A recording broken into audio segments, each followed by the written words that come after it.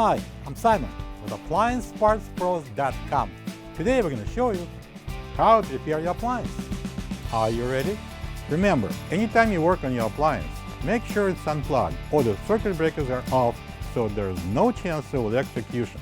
In this video, we'll show you how to replace the roller assembly in a Samsung refrigerator. It's going to be very easy repair. Should only take a few minutes to show you how to do it.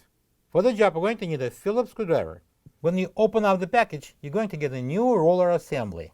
The two roller assemblies are located at the front of the pantry rails, one on each side.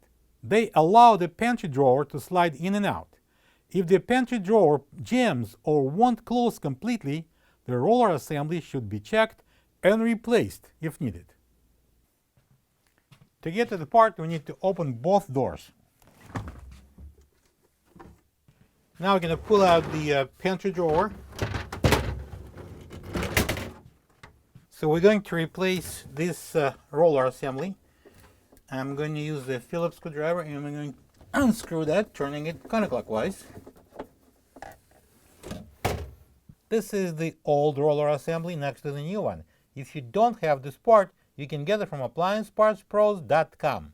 So I'm going to install a new roller assembly. I'm going to use the Phillips screwdriver and we're going to turn it clockwise to tighten it.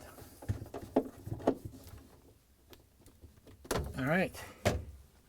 And now we can install the pantry drawer.